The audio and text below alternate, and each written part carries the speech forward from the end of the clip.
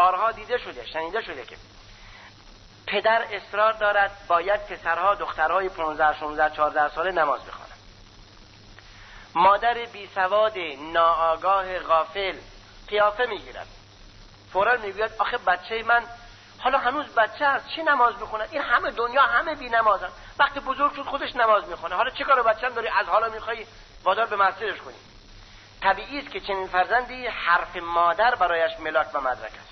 فکرش این خواهد بود که نماز مال پیرمرداست، بنابراین آدم تا جوانی نباید نماز بخونه تا متمدن امروزی باشه الی آخر.